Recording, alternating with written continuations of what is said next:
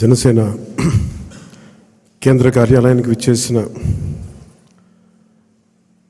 ముఖ్య జనసేన పార్టీ పెద్దలకి, ముఖ్య నాయకులకి 100% స్ట్రైకింగ్ రేట్ తోటి పోటీ చేసిన అన్ని నియోజకవర్గాల్లోనూ మనం గెలిచి జనసేన సత్తా చాటిన మన ఎమ్మెల్యేలకి, ఈ ప్రోగ్రాంని ప్రసార మాధ్యమాల ద్వారా వీక్షిస్తున్న పెద్దలకి, అన్నదమ్ములకి, ప్రజలకి, మీడియా పెద్దలకి, సీనియర్ పాత్రికేయులకు, జన సైనికులకు, వీర మహిళలకు, ప్రతి ఒక్కరికి నా హృదయపూర్వక నమస్కారాలు. ఎన్నికలు అయిపోయి రిజల్ట్స్ వచ్చిన తర్వాత ఎప్పటికప్పుడు మన ఎమ్మెల్యే అభ్యర్థులందరికీ చిన్నపాటి సత్కారం చేయాలి. ప్రజలు ఇచ్చిన సత్కారం కంటే పెద్దది కాదు ఇది. కాకపోతే నాకు చెయ్యాలి అని వచ్చిన కోరిక ఈరోజు చాలా రోజుల తర్వాత నెరవేరింది. మనం చేసింది మొన్న బాంబేకి వెళ్ళి మన మ్యారేజ్కి వెళ్తే, అంబానీ గారి ఇంట్లో పెళ్ళికి వెళ్తే అందరూ కూడా మాట్లాడుతుంది, ఈ 100% పోటీ చేసిన ప్రతి సీటు మీరు ఎలా గెలిచారు. భారతదేశపు రాజకీయ చరిత్రలో ఇప్పుడు దాకా జరగలేదు. ఇది ఒక కేస్ స్టడీ అయిపోయింది చాలామందికి. చాలా పటిష్టమైన, ఉన్నతమైన పొలిటికల్ ఇన్స్టిట్యూషన్స్కి వీటన్నిటికీ ఒక స్టడీ మెటీరియల్ అయిపోయింది. ఎలా సాధ్యపడింది అనేది. నేను ఇదే వేదిక పైన ఈరోజు ఒకప్పుడు ఈ వేదిక చాలా పెద్దగా అనిపించేది నాకు. మన సైజు పెరగటం వల్ల, పార్టీ సైజు పెరగటం వల్ల ఈరోజు ఈ వేదిక చాలా చిన్నది అయిపోయింది. ఇదివరకు ఇదే హాల్ చాలా పెద్దగా అనిపించేది నాకు. 21 ఒకలా చూస్తే పెద్ద నెంబర్ కాకపోవచ్చు 175లో, కానీ 175 రోజున 164 గెలవడానికి మనం తీసుకున్న ఈ 21 ఒక వెన్నెముగ్గా అయిపోయింది ఈ కూటమి విజయానికి. ఇది మామూలు విజయం కాదు. ఇది బయట మనం సభల్లో ఎక్కువ మనం ఊదరగొట్టుకోలేం, కానీ ఒకసారి మనం సాధించిన విజయం కూడా చెప్పడం చాలా అవసరం. ఇది నా వ్యక్తిగతంగా నేను చాలా సందర్భాలు, కొన్ని సినిమాల్లో ఏదైనా చేసినా కానీ, నేను పెద్ద మాట్లాడిన కానీ, ఇది ప్రజలకు సంబంధించిన విజయం కాబట్టి, ఒక మార్పు కోరుకుంటే కోట్లాది మంది ప్రజల రోడ్ల మీదకి వస్తారు. మనం చూసాం ఎంత నలిగిపోయామో మనందరం. ఇందాక పెద్దలు మనోహర్ గారు చెప్తున్నట్టుగా రోడ్డు మీదకి రావాలంటే భయపడిన సంవత్సరాలు అవన్నీ. ఒక పోస్ట్ పెట్టాలంటే భయం అందరికీ. ఏదైనా మాట్లాడి ఒక అభిప్రాయం చెప్పాలంటే భయం. పచ్చి బూతులు తిట్టేయడం, ఇంట్లో చిన్నపిల్లల్ని, పెద్దని చూడకుండా భయపెట్టేయడం, క్యారెక్టర్ అసాసినేషన్ కేసులు, సాక్షాత్తు ఒక పార్లమెంట్ సభ్యుడిని బంధించి మరీ తీసుకొచ్చి ఉన్నతాధికారుల చేత ఈ గుంటూరు ఈ సిఐడిదే ఆఫీస్లో ఆయన మీద పాశవికంగా ఆయన కొట్టించిన తీరు,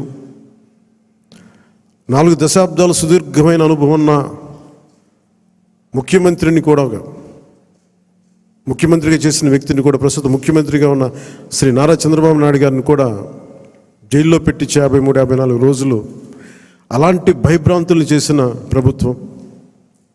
రోడ్డు మీదకి ఒక నోరు తెరిచి మాట్లాడాలంటే భయం, అడ్డగోలు ఇసుక దోపిడీలు. ఇలాంటి నేపథ్యంలో 5 కోట్ల మంది ప్రజలకి వెన్నుదన్నుగా నిలబడింది జనసేన పార్టీ. రోడ్ల మీదకి రావాలంటే భయం వచ్చింది. ఈరోజు మనకి 100% ఎందుకు వచ్చింది అంటే 5 కోట్ల మంది ప్రజలకి గుండెల్లో ధైర్యం నూరిపోసాం. మనం దెబ్బలు తిన్నాం మనందరం. మన ఎవరు ఇక్కడ ఉన్న వేదిక పైన వీళ్ళుంటే, మన గెలిచిన ఎమ్మెల్యేలు ఉంటే, పోటీ మీకు అన్ని స్థానాల్లో బలం ఇచ్చిన మన జన సైనికులు, వీర మహిళలు, ఇక్కడ ఆసీనులైన నాయకులు, ప్రతి ఒక్కరూ మీరందరూ ఉండబట్టి విజయం సాధ్యమైంది. 21 మంది ఎమ్మెల్యేలు ఇక్కడ మేము కూర్చోగలిగామంటే నాతో సహా అది మీ అందరి కష్టం, శ్రమ, మీ మేధో మదనం, మీ ఎలక్షనీరింగ్ కేపబిలిటీ. జన సైనికులు అసలు పోటీ చేయని చోట్ల, మనం పోటీ చేసిన చోట్ల జన సైనికులు చేశారు, వీర మహిళలు చేశారంటే అదొక మన కోసం చేశారు అనుకోవచ్చు. కానీ మనం పోటీ చేయని చోట, మనం పోటీ చెయ్యని మిగతా 160 మిగతా అన్ని చోట్ల అసలు ఎలా నిలబడ్డారు కూటమికి, తెలుగుదేశానికి కానీ భారతీయ జనతా పార్టీ కంటే నాకు నిజంగా చాలా చాలా ఆనందం వేసింది. అలాంటి జన సైనికులకి, వీర మహిళలకి చేతులెత్తి మీ అందరికీ మనస్ఫూర్తిగా మీకు నమస్కరిస్తున్నాను. అంటే మీరు రాష్ట్రం కోసం తపన పడ్డారు, రాష్ట్ర బాగోగు కోసం తపన పడ్డారు. సో మీ అందరికీ చాలా చాలా మనస్ఫూర్తిగా నేను ఈ సందర్భంగా నేను మీకు ధన్యవాదాలు తెలుపుకుంటా ఉన్నాను. అలాగే మనం అడుగుతా ఉన్నారు, ఏమైనా ఆశించావా నువ్వు పదవులు, ఉప ముఖ్యమంత్రి అవుతామని ఆశించావా? నిజంగా చెప్పాలన్నా నిజంగా ఏమి ఆశించలే. మీరు చూశారు అసెంబ్లీలో కూడా మొట్టమొదటి నేను మాట్లాడినప్పుడు, ఎవరైతే మన దురదృష్టం ఏంటంటే మనందరం కూడా చరిత్రను ఎప్పుడు మర్చిపోతూ ఉంటాం. నిన్నగాక మొన్న వచ్చిన నాయకులు గుర్తుండిపోతారు, కానీ ఈ నేల కోసం ఎవరు త్యాగం చేశారో వాళ్ళు మర్చిపోతూ ఉంటాం. మన అమరజీవి పొట్టి శ్రీరాములు గారి పేరు ఎందుకు చెప్పానంటే, పేరును ఒక డొక్కా సీతమ్మ గారి పేరు ఎందుకు చెప్పానంటే, వారి చేసిన సేవలు మర్చిపోతే మనం కృతజ్ఞహీనులు అయిపోతాం. అందుకే నాకు ప్రత్యేకించి వారి ప్రేరణతో వచ్చిన వాడిని, ఒక వ్యక్తి మన కోసం ఎందుకు త్యాగం చేయాలి, అలాంటి ప్రేరణతో వచ్చాను. అందుకే నేను పదవులు ఏమి ఆశించలే. అలాంటి పదవులు ఆశించిన వాడిని నాకు వచ్చి నేనేమి ఎవరిని పదవి అడగలేదు, ఏమి చేయలేదు. మీరు చూస్తే నేను ఎక్కడ కూడా ఎలక్షన్ టైంలో నేను ఉప ముఖ్యమంత్రి అవుతానని కానీ అసలు ఏమి నేను మాట్లాడలేదు, దాని గురించి చెప్పలే. పదవులు ఉన్నా లేకపోయినా పని చేద్దాం, ప్రజల కోసం పనిచేద్దాం, నిలబడదాం, ఈ తప్పని తప్ప వేరే ఆలోచన లేదు. అలాంటి మనకి ఈరోజున మన ప్రభుత్వంలో భాగస్వామ్యం అవటం మనందరికీ కూడా చాలా పెద్ద బాధ్యత. మనం ఈ 21 మందిని కూడా మన ఎమ్మెల్యేలు కానీ మిమ్మల్ని కానీ కలవడానికి ఎందుకు ఇంత టైం పట్టింది అని అంటే, నేను ఎప్పుడు అధికారం నేను చూడలేదు, ఎమ్మెల్యేగా అడుగు పెట్టలే, అధికారం ఎప్పుడు చూడలే. ప్రజలతో పోరాటం చేసుకుంటూ వెళ్ళిపోయాను తప్ప ఎక్కడ కూడా అధికారం ఎలా ఉంటుంది, దాని తాలూకు కష్ట నష్టాలు ఏంటి, దాని లోతుపాతు ఏంటి మనకి ఎప్పుడు తెలియదు. అసలు నాకు బాధ్యత తీసుకోగానే చాలా కీలకమైన శాఖలు మనం తీసుకున్నాం. సివిల్ సప్లైస్, అలాగే సినిమాటోగ్రఫీ, టూరిజం, దాంతోపాటు పర్యావరణం, అటవీ శాఖ, అలాగే పొల్యూషన్ శాఖ, పంచాయతీరాజ్, రూరల్ వాటర్ సప్లై, ఇన్ని కీలకమైన శాఖలు తీసుకున్నప్పుడు నాకు ఒకటే అనిపించింది, చాలా అవగాహన ఉండాలి. ప్రత్యేకించి శాఖలు కూడా నేను అందరూ అనుకోవచ్చు ఎందుకు పెట్టుకున్నాను నేను ఈ శాఖలన్నీ అంటే, ఇది నా మీద చాలా బాధ్యత ఉంది. పదే పదే మాట్లాడాను నేను, కొంత దాన్ని సంపూర్ణంగా కొంత ఒక విధి విధానాలు ఏర్పరిచిన తర్వాత సరైన సమయంలో బాధ్యతల నుంచి కూడా తప్పుకుంటాను, ఇంకెవరికైనా కూడా అప్పగించేస్తాను. కాకపోతే అది చేసే ముందు ఖచ్చితంగా విధి విధానాల మీద చాలా బలమైన ఒక విధి విధానాలు బలంగా ఏర్పరిచి ఆ బాధ్యతలు అప్పుడు అప్పచెప్తాను. అలాగే మనందరి మీద కూడా 5 సంవత్సరాల కాలం గిరుని తిరిగిపోతుంది, ఎక్కువ సమయం పట్టదు. అలాగే మన ఎమ్మెల్యేలందరికీ కూడా, పోటీ చేయని చోట్ల కూడా మన నాయకులందరికీ కూడా ఇది భవిష్యత్తు ఉన్న పార్టీ. అది మరి ఎంత బలంగా మనం చేయకపోతే దేశం మొత్తం మన వైపు చూసేలా చేసింది.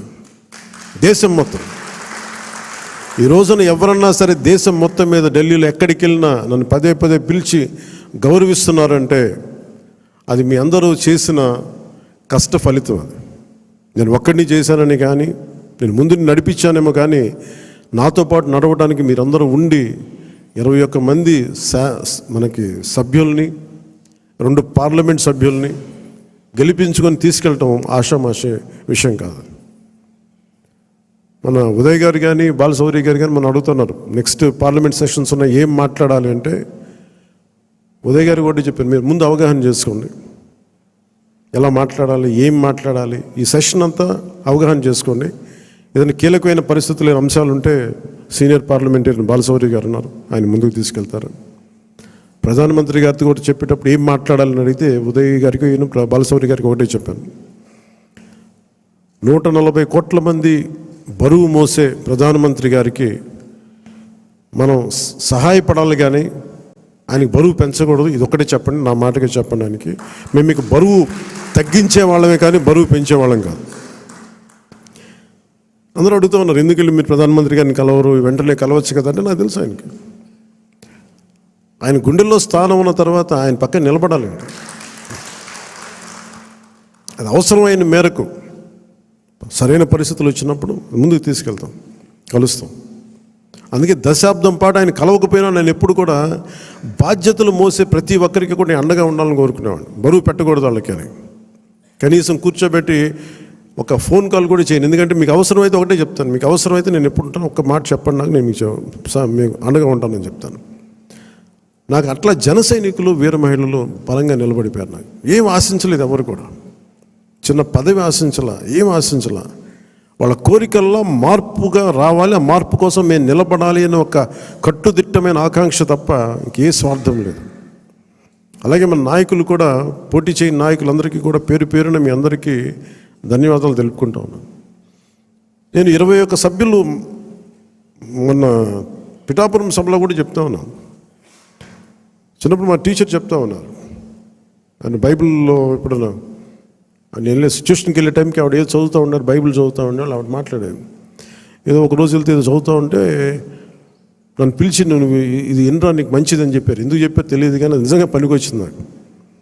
తను తగ్గించుకున్నవాడు హెచ్చింపబడును, నీకు మంచిది అవుతురా నీకు. ఆ మాట ఏంటి నేను ఎప్పుడు అనుకునేవాడిని, అంటే మనం ఎంత సాధించినా తగ్గి ఉండడం చాలా అవసరం. అంటే ఏమీ లేని ఇస్తరాకి ఎగిరి పడుతూ ఉంటుంది, ఎగిరెగిరి పడుతుంది. అన్నీ ఉన్న ఇస్తరాకి చాలా నిండుగా ఉంటుంది. అలాగే ఎన్ని స్థానాలు అని కంటే కూడా ఎంత బలంగా చేసామనే దాని మీద అందరూ అన్నారు. ఆ రోజున తాడేపల్లిగూడెం సభ మన బొలిశెట్టి గారు రోజుగా ఉన్నప్పుడు అందరూ కూడా తాడేపల్లిగూడెం సభ చేద్దాం, మనం 24 స్థానాలకి పోటీ చేస్తామని చెప్పిన తర్వాత మొట్టమొదటి సభ కూటమికి ఎప్పుడు వచ్చే ఉధృతి లేదు. ఆ రోజున అందరూ చెప్తారు, నాకేం తేడా కనిపించలేదు కానీ బట్ అందరికీ ఒకటే అనిపించింది, ఉధృతి లేదు, హుషారు లేదు, మీరు పాడు చేసిన నానా రకాలుగా మీ అందరికి అభిప్రాయాలు ఉన్నాయి. ఆ రోజు నేను దాన్ని తప్పని చెప్పట్లా. ఆ రోజు మనం ఊహించామా 24 అంటే కూడా 24 మళ్ళీ తగ్గి 21 అయిపోయింది. ఇన్ని తగ్గి కూడా మనం దేనికోసం నిలబడ్డామంటే మనకు బలంగా, నేను చెప్తున్నాను, ఆ యావరేజ్ జనసేన ఓటింగ్ బలం లేని చోట అన్ని ఒక యావరేజ్ తీసుకుంటే, సరాసరి తీసుకుంటే 170 నియోజకవర్గాల మీద మనకు ఖచ్చితంగా ఒక 20% ఓటింగ్ పెరిగింది. 7% నుంచి 20% ఓటింగ్ పెరిగింది. కానీ మనం తక్కువ చేయటం వల్ల మనం పదే పదే మన అందరికీ మనం ఎందుకు తక్కువ చేసి ఎందుకు కూటమి రావాలని పదే పదే చెప్పడం వల్ల మీరు సభాపతి కూడా చెప్తా ఉన్నారు, మీరు చూశారు, అయ్యనపాత్రుడు గారు చెప్తా ఉంటే ఎన్టీ రామారావు గారు పార్టీ పెట్టినప్పుడు ఇంత మెజారిటీలు రాలేదు, అప్పుడు కూడా మాకు 3,000 4,000 వచ్చినాయి. కానీ ఈ రోజున చూస్తే ఒక్కొక్కరికి 30,000 40 70 90 అసలు ఊహించని మెజారిటీ. ఒక ఎంపీకి వస్తే ఇలాంటి మెజారిటీస్, అలాంటి మెజారిటీలతోటి కొట్టారంటే ఇది జనసేన తాలూకు బలం ఎంత మీకు బలంగా ఓట్ టర్న్ అయిందో మనందరికీ తెలుస్తూ ఉంటుంది. ఇది మనం నిజంగా చాలా ఆనందపడాల్సింది, మనం గర్వించాలి. అట్ ది సేమ్ టైం చాలా బాధ్యతగా కూడా దీన్ని ముందుకు తీసుకెళ్ళాలి. అలా ఇంకో నాకు మన నాయకులందరికీ కూడా నా విన్నపం, ఎవరిని కూడా వైసీపీ నాయకుల్ని కానీ ప్రత్యర్థి పార్టీకి సంబంధించిన ఎవరు కానీ వాళ్ళు మన శత్రువులు కాదు, వాళ్ళు ఇంక్లూడింగ్ వైసీపీ కూడా మనకు శత్రువులు కాదు, మన ప్రత్యర్థులే. రాజకీయ పార్టీ వాళ్ళు మన శత్రువులుగా పరిగణించవచ్చేమో నాకు తెలియదు, అలాగే చేశారు వాళ్ళు. కానీ మనం వాళ్ళని శత్రువులుగా పరిగణించట్లేదు.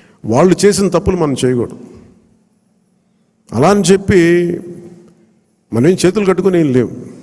వాళ్ళు చేసిన తప్పులు ఉంటే చట్టం ప్రకారం మన పివి నరసింహారావు గారు ఉటంకించినట్టుగా మన పిఠాపురం సభలో కూడా చెప్పాను, చట్టం ఏ పనులు చేయాలో ఆ పనులు చేసుకెళ్ళిపోతూ ఉంటుంది. కానీ కక్ష సాధింపుగా కూర్చోబెట్టి వాళ్ళని వేధించడం కానీ, సామాజిక మాధ్యమాల్లో నిందించడం కానీ, అలాగే ఎవరిని కూడా వ్యక్తిగత దూషణకి దూరంగా ఉండమని నేను అందరినీ కోరుకుంటా ఉన్నాను. నిజంగా యుద్ధం వస్తే మటుకు, గొడవే వస్తే మటుకు అది వెనకాడం, అది మీ అందరికీ తెలుసు. భావంలో ఉన్న తీవ్రత మనకు భాషలో చూపించక్కర్లా. చాలా మర్యాదగా మాట్లాడదాం, అన్నీ చేద్దాం, కానీ మీరు అందుకు ఇందాక మనోహర్ గారు చెప్తున్నప్పుడు కూడా సబ్జెక్ట్ అవగాహన ఉన్నప్పుడు, దానికి లాజిక్ అండ్ రేషనాలిటీ, దానికి రెటారిక్ యాడ్ అయినప్పుడు దాని తిరుగులేని ఆయుధం. దానికోసం తీవ్ర పదజాలం కానీ పరుష పదాలు కానీ మనం వాడాల్సిన అవసరం లేదు. అలాంటి భవిష్యత్తులో అలాంటి సమస్యలే వస్తే ఎప్పుడు మనకి పోరాటానికి సిద్ధంగా ఉన్న పార్టీ అది. పదవులను కూడా పక్కన పెట్టి ముందుకెళ్తాం, అలాంటి బలంగా నిలబడగలను. ఈ ప్రజాస్వామ్యాన్ని ఇప్పుడు ఈరోజు నేను రివ్యూస్ చేస్తూ ఉంటే ప్రతి చోట ఎంత అడ్డగోలుగా డబ్బులు ఖర్చు పెట్టేశారు, దోచేశారంటే పంచాయతీరాజ్ లెక్కలు చూస్తూ ఉంటే గుండె చెరువైపోతాం. 200 కోట్లు కనీసం పే చేయలేని పరిస్థితుల్లో ఒక 40 కోట్లు పే చేస్తే చాలా పెద్ద ప్రాజెక్టులు అయిపోతాయి. ఒకవైపు ఏమో ఆ ఋషికొండ లాంటి ప్యాలెస్కేమో 600 కోట్లు ఖర్చు పెడతారు. అది వాళ్ళ కోసం కట్టుకున్నారా, గెస్ట్ హౌస్లకి, అది వాళ్ళ కథ అది. కానీ ఎప్పుడు ఏది ఖర్చు పెట్టాలి, ఎంత ఖర్చు పెట్టాలి అనే విఘ్నత లేదో వీళ్ళందరికీ అనిపించింది.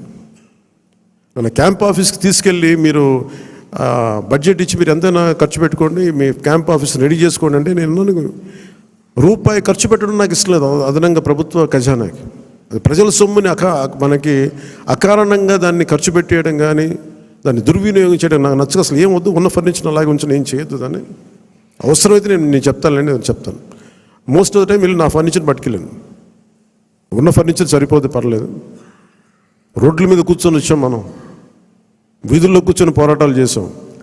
కూర్చొని చిన్నపాటి కుర్చీ ఉంటే చాలు, మళ్ళీ దానికి ఇంత సౌకర్యాలు అవసరం లేదు మాకని చెప్పాను. అలాగే ఇది మనందరం కూడా చాలా బాధ్యతగా తీసుకోవాలి. అలాగే మన ఎమ్మెల్యేలకు కానీ మన పోటీ చేయని నియోజకవర్గాల్లో ఉన్న నాయకులందరికీ కానీ పార్టీని పటిష్టం చేయడానికి మీరందరూ మీ నియోజకవర్గాల్లో అందుబాటులో ఉండండి. జనవాణి కార్యక్రమాన్ని మీరు నిర్వహించండి.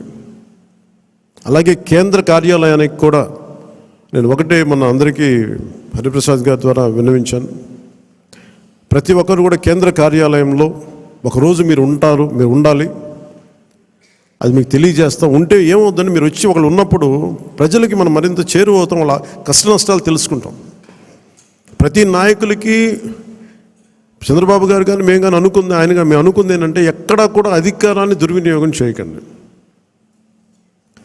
మనం గెలిచాం కదా అని చెప్పేసి అధికారుల్ని ఇబ్బంది పెట్టే పదజాలంగానే అవన్నీ వాడకండి. కరెక్షన్ చేయాలంటే ఈ పదాలు వాడకుండా కూడా కరెక్ట్ చేయొచ్చు. అలాగే ఇంకొకటి కీలకమైంది ఏంటంటే మన ఇంట్లో కుటుంబ సభ్యుల్ని దయచేసి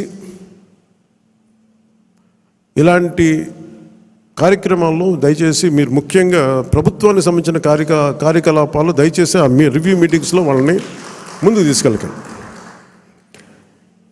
ఎందుకంటే మనం వారసత్వపు రాజకీయాలు అనేది మన వ్యతిరేకం కాదు, కానీ జనం మీద రుద్దేయకూడదు. సహజంగా ఇంట్లో ఒక్కొక్కరికి కెపాసిటీ బిల్డింగ్, లీడర్షిప్ బిల్డింగ్ కూడా సహజంగా ఎదగనివ్వండి. ఆ అట్మాస్ఫియర్ ఉండాలి అని కోరుకుంటాం, ఇవ్వాలి. కానీ బలవంతంగా ప్రజల మీద రుద్దగండి. అలాగే రౌడీజం చాలామంది మనకి ఈ సందర్భంగా నాకు మన నాయకులందరూ కూడా తెలియజేస్తాను, ముఖ్యంగా కొద్దిమందికి అది మీకు అర్థమవుతుంటుంది నేను ఎవరి గురించి మాట్లాడతాను. రౌడీజం దయచేసి మీరు నమ్మకండి. ముఖ్యంగా మన నాయకులు కొద్దిమంది చెప్తున్నాను, దయచేసి రౌడీజాన్ని నమ్మకండి.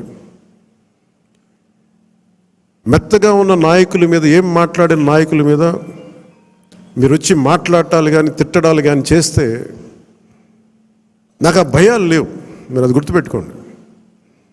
వైసీపీ లాంటి ఒక గుండా పార్టీని ఎదుర్కొని వచ్చిన వాడిని మీరు నన్ను బెదిరించగలరా? మీరు ఆలోచించండి.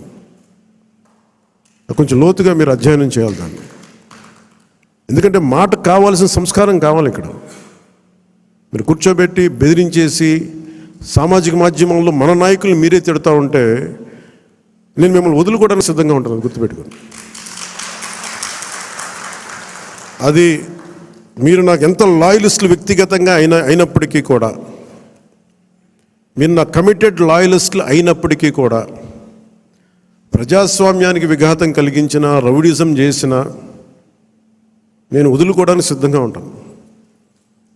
దయచేసి దీన్ని మీరు మంచి మనసుతో అర్థం చేసుకోండి. అది నేను మాట్లాడినప్పుడు ఎందుకు చాలా తీవ్రంగా ఉంటుంది, చాలా గట్టిగా మాట్లాడతాను. దయచేసి దీన్ని మీరు లోతుగా తీసుకొని, ముఖ్యంగా మహిళా నాయకురాలను ఎవరన్నా సరే సామాజిక మాధ్యమాల్లో కించపరిచిన ఒక మాట అన్నా అజయ్ గారికి కూడా చెప్తా ఉన్నాను ఈ సందర్భంగా, చాలా ఫర్మ్ యాక్షన్ తీసుకోండి సార్. నేను ఈరోజు అందరి ముందు చెప్తున్నాను, you have all the right. చాలా ఫర్మ్గా చెప్పండి. మనందరినీ మనం సంస్కరించాలి అనుకున్నప్పుడు మనమే సంస్కారహీనంగా మాట్లాడితే ఎట్లా? అలాంటి వ్యక్తులని మీరు చాలా బలంగా మీ నిర్ణయం తీసుకోండి. మీ నిర్ణయం వెనక నేను ఉంటాను. అవకాశం ఇవ్వండి మారటానికి. తప్పదు అనుకున్నప్పుడు మీరు పార్టీలో నుంచి కూడా మీరు వెళ్ళిపోవాల్సి వస్తే వెళ్ళిపోనివ్వండి, ఇబ్బంది పడద్దు. ఎందుకంటే ఇది మనం చాలా కమిటెడ్గా ఇచ్చిన విజయం ప్రజలు. ఇది ఎప్పుడు ఓట్లు వేయని వాళ్ళు, ఎప్పుడు ఓట్లు వేయని వాళ్ళు ఎక్కడో అమెరికాలోనూ దుబాయ్లోనూ వలస కార్మికులుగా జీవితాలు వెళ్ళిపోయి ఒక 40,000 ఎప్పుడో వస్తే చాలా ఇంటికి పంపించుకునే వాళ్ళు కూడా 50, 60, 1.5 లక్ష రూపాయలు ఖర్చు పెట్టుకొని, వాళ్ళు పెద్ద డాక్టర్లు కాదు, ఐటీ ఉద్యోగాలు కాదు, చిన్న చిన్న సూపర్వైజర్లు, రవాణాలో పనిచేసే కార్మికులు, డ్రైవర్లు, వాళ్ళు వచ్చి 40, 70 వేలు ఖర్చు పెట్టి మరి ఓట్లేసి వెళ్ళారు ఇక్కడికి. దయచేసి ఇవి చాలా బలంగా మీరు గుర్తించాలి. నేను లేకపోతే పార్టీ ఏమవుద్ది అని చాలామందికి ఉంటుంది. దయచేసి అలా అనుకోకండి. ఏమవుద్ది, పార్టీ నడుస్తుంది అనేది ఎలా ఉంటుందండి? ఇప్పుడు జనసేన లేకపోతే భారతదేశ రాజకీయ చరిత్ర ఆగిపోద్దా? పవన్ కళ్యాణ్ లేకపోతే భారతీయ రాజకీయ చరిత్ర ఆగిపోతే ఆంధ్రప్రదేశ్ రాజకీయాలు ఆగిపోతాయా? దీన్ని నేనేం చేస్తాను, ఒక అవకాశంగా తీసుకోవాలి ప్రజలకు సేవ చేయడానికి తప్ప నేను లేకపోతే పాలిటిక్స్ లేవు, నేను లేకపోతే అసలు వీళ్ళు ఎలా గెలుస్తారు. కాలం చాలా చాలా గొప్పది. ఇలా విర్రవీగిన వాళ్ళకి 11 సీట్లతో పరిమితం చేసిన వాళ్ళకే అంతుంటే మరి అలా మనలో ఉండి భయపెట్టేవాళ్ళు కానీ భయభ్రాంతులు చేసేవాళ్ళు, రౌడిజం చేసేవాళ్ళు మీరెంతో కూడా ఆలోచించాం. ఇంకా నేను చాలా తెగించి వచ్చాను. ఒక పార్టీ నేను నడుపుతున్నానంటే చాలా చాలా తెగించుంటే తప్ప ఒక పార్టీని నడపలేను. నేను కమిటెడ్గా ఉన్నానంటే నా వెనక ప్రతిరోజు చెప్తాను, సరదాగా చెప్పను. నేను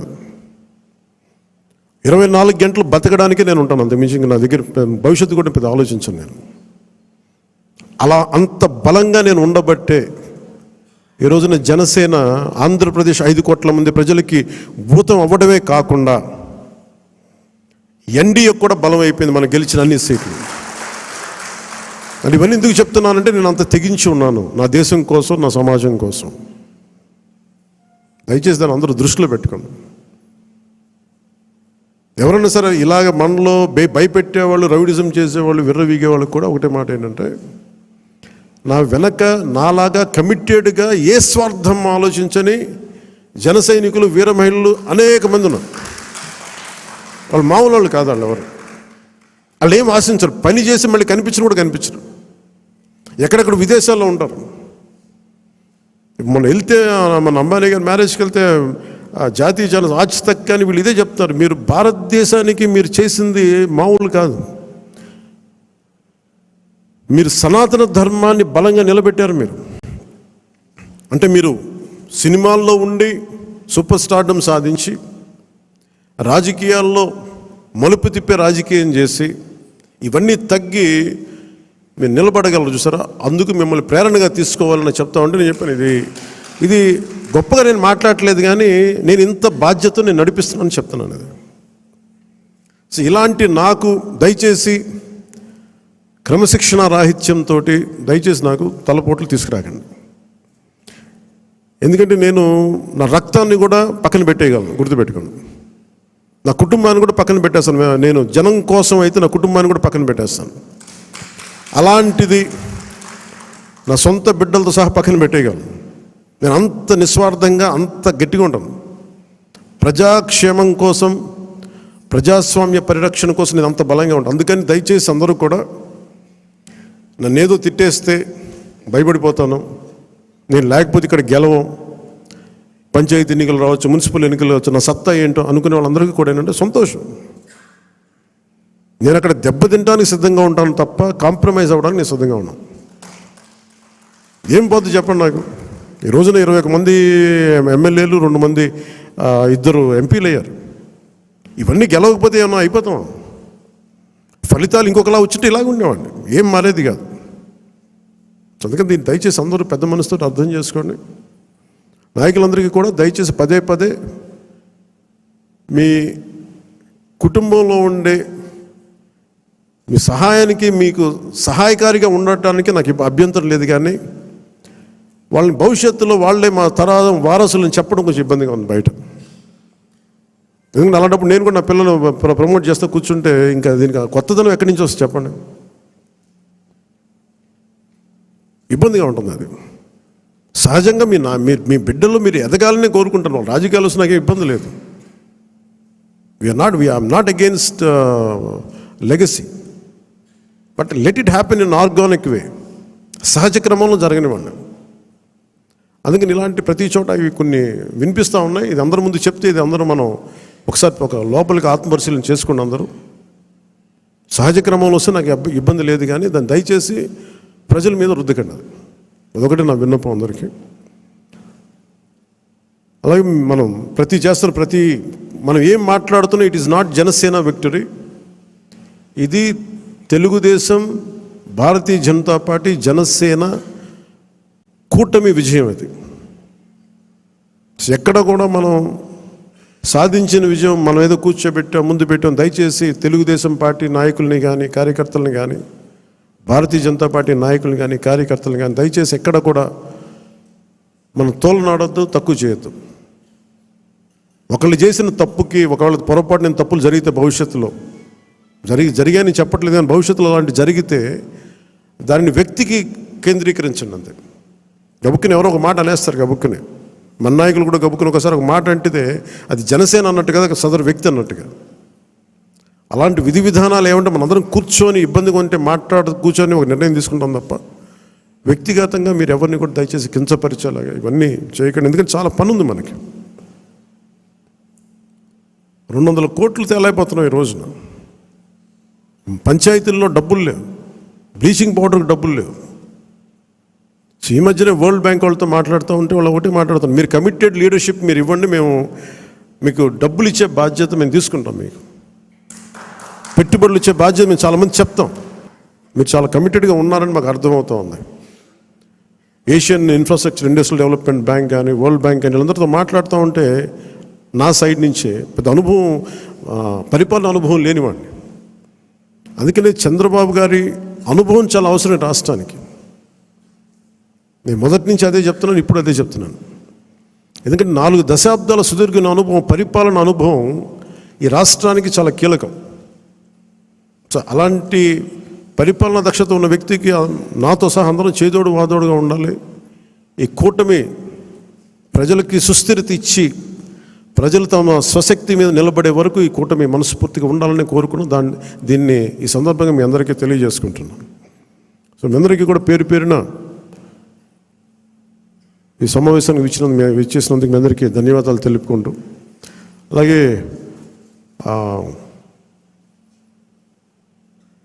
ఆర్ఫనేజ్ నుంచి వచ్చారని చెప్తా ఉన్నారు. Which orphanage star? అలాగే పార్టీ తరపు నుంచి ఎస్కేసిబి ఆర్ఫనేజ్ హోమ్ నుంచి వచ్చిన అవసరం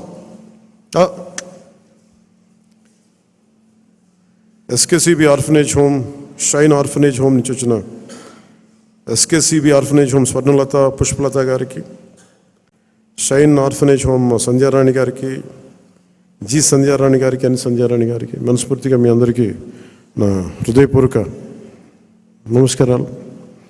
మిమ్మల్ని ఏదో నాకు నేను ఎప్పుడు ఏం అడిగానంటే, ఈ డబ్బులు వేస్ట్ అయిపోతూ ఉంటే పూలు తెస్తూ ఉంటారు, అలాగే విగ్రహాలు ఒకటి తేవడం, ఇవి కూడా దయచేసి నేను దాన్ని డిస్కరేజ్ చేస్తూ ఉంటాను.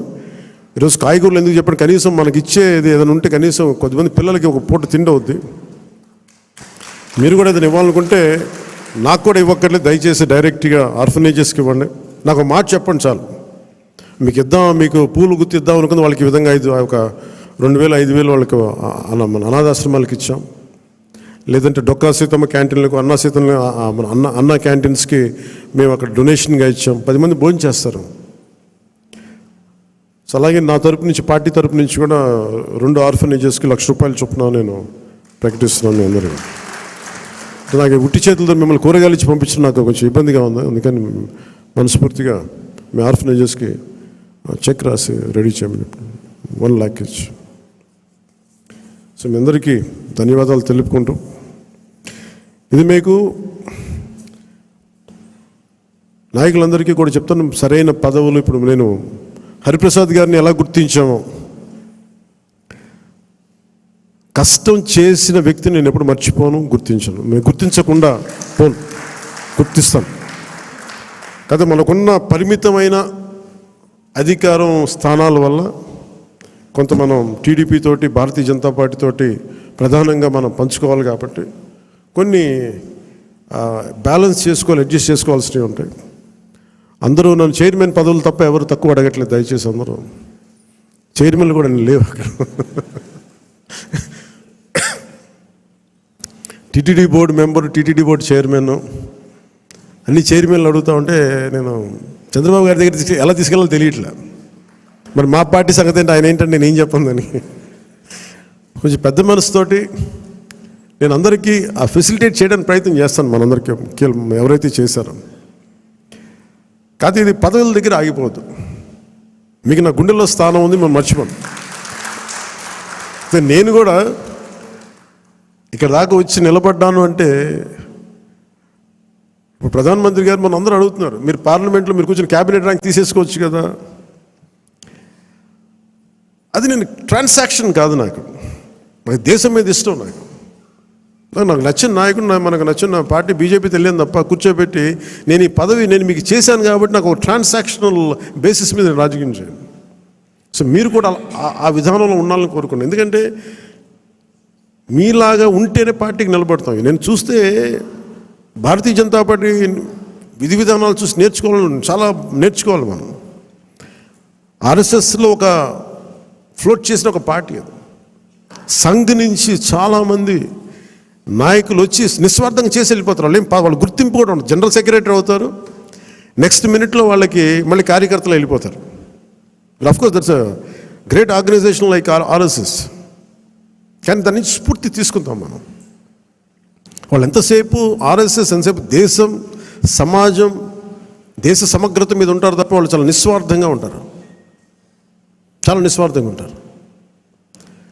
ఎంతో కొంత వారి నుంచి ప్రేరణ తీసుకొని మనం కూడా నిస్వార్థంగా పదవులు వస్తే ఖచ్చితంగా మీకు వస్తాయి, తీసుకోండి. పదవి లేనప్పుడు కూడా అంతే కమిట్మెంట్తో పనిచేయాలని కోరుకుంటున్నాను. నేను అలాంటి వాడిని. పదవులు లేవు, ఏమి లేవు, డబ్బులు లేవు, గుర్తింపు లేదు, తిట్లు, శాపనార్థాలు తప్ప ఆయన మనం చేశాం కదా. అందుకని దీన్ని కూడా మీరు దృష్టిలో పెట్టుకోండి. ఎందుకంటే అందరి దగ్గర నుంచి తీసుకున్నప్పుడు కూడా మన మహిళా నాయకురాల దగ్గర నుంచి కానీ నాయకుల దగ్గర అందరిని తీసుకుంటే అందరూ కూడా చాలా ఉన్నతమైన కీలకమైన పదవులు అడుగుతూ ఉన్నారు. ఉన్నాయి చాలా తక్కువ. కొంతమందికి పార్టీ పదోన్నతి ఉంటుంది. కొంతమందికి ఈ శాఖల్లో, కీలకమైన శాఖల్లో పదవులు అన్నీ నేను ప్రయత్నం చేస్తున్నాను. సో నాకు అవకాశం ఇవ్వండి. కొంచెం తప్పులు ఎక్కడన్నా ఉంటే మీరు కోప్పడకుండా హరిప్రసాద్ గారి దృష్టికి తీసుకురండి, నాగబాబు గారి దృష్టికి తీసుకురండి, మిగతా ముఖ్య నాయకుల దృష్టికి తీసుకురండి. ఎందుకంటే నేను మనోహర్ గారి పేరు ఎందుకు చెప్పట్లేదంటే, ఇప్పుడు ఆయన మంత్రి సివిల్ సప్లైస్, ఆయన బిజీగా ఉన్నారు. మొత్తం అక్రమ బియ్యం మీద, గోడౌన్ల మీద ముయించేస్తూ ఉన్నారు. అందువల్ల అందుకని ఆయనకి ఈ బాధ్యతలు అప్పచెప్పట్లేదు. రాష్ట్రం కోసం చేయాల్సిన చాలా ఉంది ఆయనకి. అందుకని మీరందరూ పెద్ద మనసుతో అర్థం చేసుకుంటారని ఒకే ఒక మాట చెప్పి ముగిస్తాను. నేను మీకు అండగా ఉండేవాడిని, నిలబడేవాడిని, మర్చిపోనివాడిని. మీకు నెలకి కానీ 3 వారాలకు కానీ మీరు ఒక 2 వీక్స్ ముందు కానీ 3 వీక్స్ ముందే కనుక మీరు నన్ను కలవాలి అని అంటే ఖచ్చితంగా నేను కార్యకర్తల దగ్గర నుంచి పెద్ద నాయకుల దాకా అందరితో కలుస్తాను, మీతో కూర్చొని మాట్లాడతాను. కాదు నాకు ఇవ్వాల్సింది ఏంటంటే, మీరు సడన్గా వచ్చేస్తేనేమో నాకున్న దాంట్లో అందరిని అడ్జస్ట్ చేయలేకపోతాం. మీరు కొంత ఎజెండాను కూడా ఫిక్స్ చేసుకురండి. నాకున్న సమయం కూడా చాలా తక్కువ ఉంది. ఎందుకంటే ప్రధానమంత్రి గారి దగ్గరికి వెళ్ళినప్పుడు ఇంత చేసి నేను ఆయన దగ్గర ఎంత టైం తీసుకున్నాను, కరెక్ట్గా 60 సెకండ్లు టైం తీసుకున్నాను. 60 సెకండ్స్ అంతే, 60 seconds, less than a minute ఆయన కలిశాను. ఎందుకంటే ఆ స్థాయి అంత పని ఉన్న వ్యక్తులకి మనకు కావాలి, ఇవ్వగలిగేదే మనం ఎక్కువ వాళ్ళ కాలాన్ని దుర్వినియోగం చేయకపోవడం. ఆయన మొహమాట పెడితే ఇంకో 5 నిమిషాలు కూర్చుంటారు.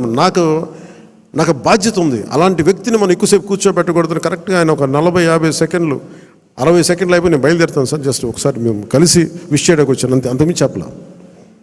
సో అలాగే నన్ను దృష్టిలో పెట్టుకుని నాకు చాలా కీలకమైన బాధ్యతలు ఉన్నాయి, ఇంతమందిని కలవాలి నేను. అందుకని మీరందరినీ దృష్టిలో పెట్టుకొని ఏం మాట్లాడదలుచుకున్నారో, ఏమి కావాలో స్పష్టంగా చెప్పండి. మీరు నా కోసం పనిచేశాను, మీరు నన్ను గుర్తించండి, అలా కాకుండా మీరు మనస్ఫూర్తిగా మీ కోరిక చెప్పండి. నాకు ఇలాంటి పదవి కావాలని కోరుకున్నాను చెప్పండి. అది కమిటీకి ఇస్తాను నేను. ఆ కమిటీ కూడా కొన్ని నియమావళి పెట్టాను నేను.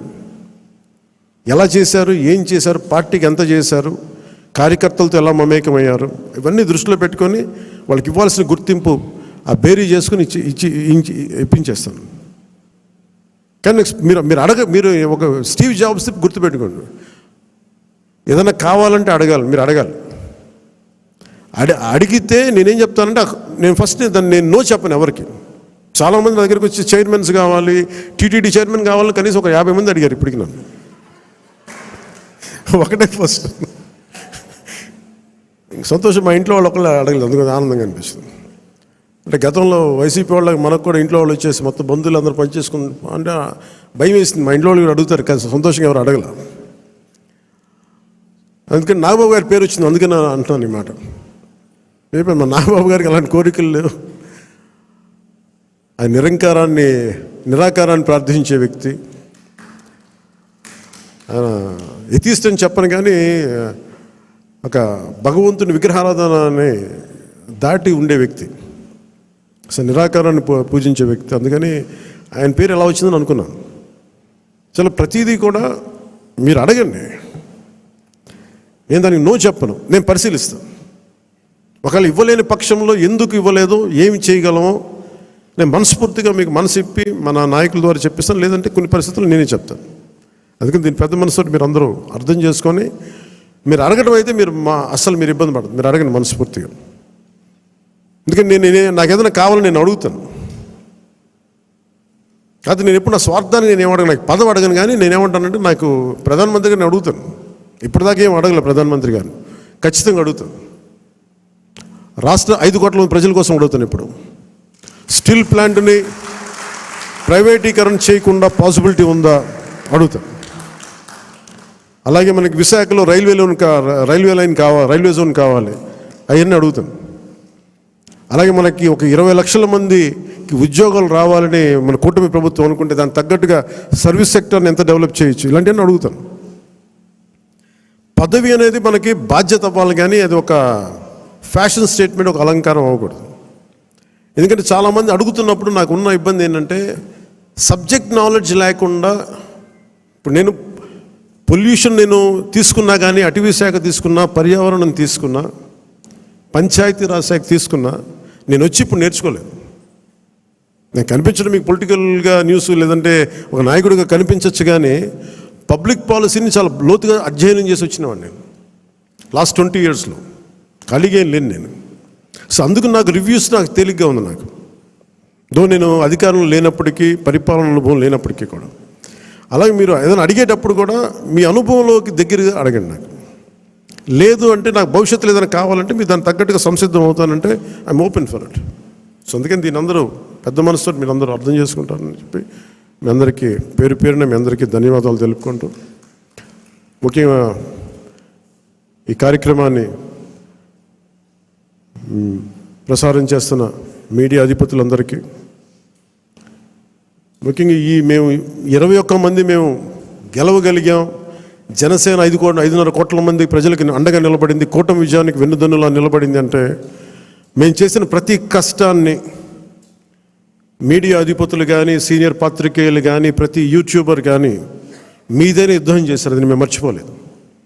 సో మీకు మనస్ఫూర్తిగా నా హృదయపూర్వక ధన్యవాదాలు.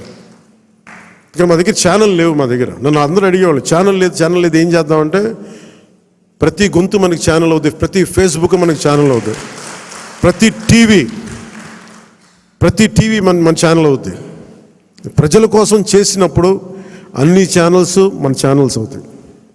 అందుకనే నాకు ఇది మనది కాదు, ఇది వాళ్ళది అని నేను ఎప్పుడు అనుకోను.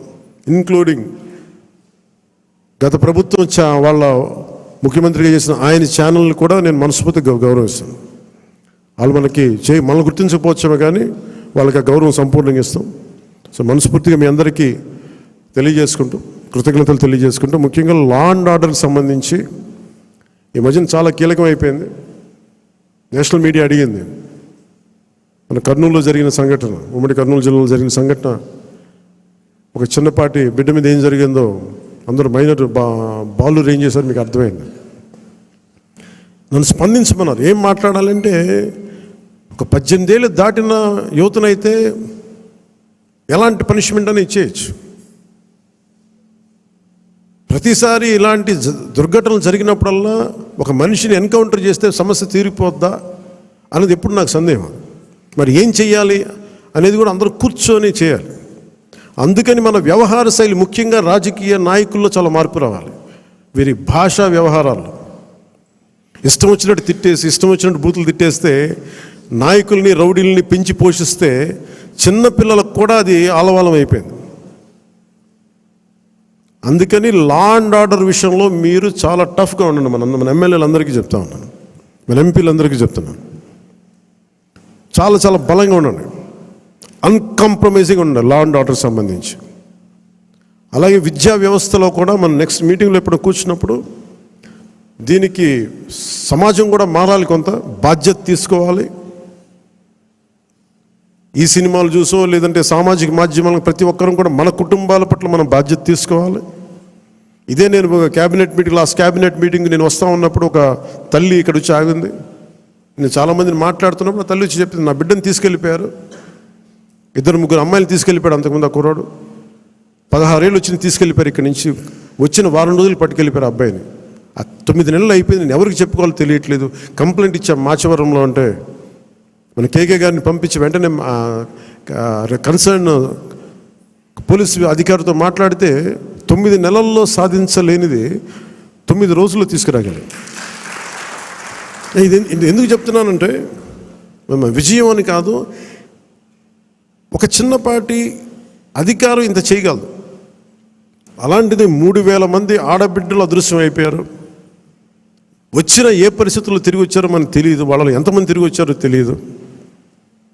అందుకని ముఖ్యంగా ఆడబిడ్డలకు సంబంధించి మటుకు చాలా చాలా బలమైన మనకి ఈ లా అండ్ ఆర్డర్ సిచ్యువేషన్ చాలా బలంగా ఉండాలి. అందుకని మనందరం కూడా పర్సనల్గా, అపార్ట్ ఫ్రమ్ పార్టీ, మనందరం కూడా దీనికి భవిష్యత్తులో ఇలాంటివి జరగకుండా, నంద్యాల ఇన్సిడెంట్ లాంటివి జరగకుండా ఉండాలంటే ఏం చేయాలి? మాధ్యమాల్లో, ప్రసార మాధ్యమాలు కూడా నా కోరిక ఏంటంటే, ఎంతసేపు తిట్ల పురాణాలు కాకుండా మీరు ఇవ్వాల్సింది ఇలాంటి చర్చలు, ఇలాంటి దొరికేయాలి. దాని మీద కొంచెం హెల్తీ డిబేట్స్ పెట్టండి. మనోహర్ గారు సివిల్ సప్లైస్ ఎంత బలంగా పనిచేసిన మనోహర్ గారు, మీకు మనస్ఫూర్తిగా మా అభినందనలు తెలియజేస్తాను. పొద్దున్న హైదరాబాద్లో కూడా మాట్లాడుతున్నారు, అధికార యంత్రాంగం అందరూ మీరు చాలా బాధ్యతగా ఉన్నారు, భయపడుతున్నారు ఏంటని అడిగితే, ఇట్లా సివిల్ సప్లైస్ ఇంత బలంగా ఉంది, పనిచేస్తున్నాను. మనోహర్ గారికి అభినందనలు తెలియజేస్తాను. మీరు రావటం వల్ల రేట్లు తగ్గినాయి, మొత్తం నిత్యావసర వస్తువులు తగ్గించారు, అది మీకు హ్యాట్స్ ఆఫ్ మీకు. అలాగే కల్తీ చేస్తున్న ఎవరికైనా సరే, మనకి పౌర సరఫరాలకు సంబంధించిన, పబ్లిక్ డిస్ట్రిబ్యూషన్ సంబంధించిన రైస్ని, అక్రమ ఎగుమతుల్ని ఖచ్చితంగా బలంగా ఎదుర్కొంటాం. అది రేపు క్యాబినెట్ మీటింగ్లో కూడా మాట్లాడుతుంది దాని గురించి. పెట్టుబడులు వచ్చేలాగా, భవిష్యత్తు ఆనందదాయకంగా ఉండేలాగా, అందరికీ ఉపాధి అవకాశాలు కల్పించేలాగా భవిష్యత్తులో మనందరి కార్యక్రమాలు ఉంటాయి. మీ అందరికీ నేను అండగా ఉంటానని తెలియజేసుకుంటూ, జస్ట్ మీకు 2 వీక్స్ ముందు మీరు నాకు దయచేసి మీరు అందరూ నా అపాయింట్మెంట్ కావాలి, మీతో నాతో మాట్లాడాలంటే నేను మీకు అందుబాటులో ఉంటాను. నాతో పాటు కాకుండా మన నాయకులు కూడా ఇక్కడే వారానికి ఒక్కొక్క ఎమ్మెల్యేని ఇక్కడే ఉండమని చెప్పాను. దాదాపు నెలలో 30 రోజులుంటే మనకున్న 23 మంది ఎమ్మెల్యేలు కానీ 2 ఎంపీలు కానీ 23 మంది నాతో సహా రోజుకి ఒకళ్ళని చొప్పున ఇక్కడ ప్రత్యేకించి మీకు అందుబాటులో ఉంటాం.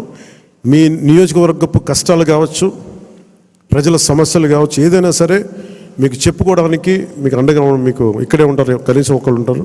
సో ఈ సందర్భంగా మీ అందరికీ ప్రతి నియోజకవర్గానికి, ప్రతి ఎమ్మెల్యే గారికి కానీ, ప్రతి ఎంపీకి, ప్రతి ఒక్కరు కూడా కేంద్ర కార్యాలయంలో ఒక రోజు మీరు గడపాలి, ప్రజలకు అందుబాటులో ఉండాలని నేను ఈ సందర్భంగా కోరుకుంటాను. సో మీ అందరికీ ధన్యవాదాలు తెలియజేసుకుంటూ సెలవు తీసుకున్నాను. జై జనసేన, జై హింద్.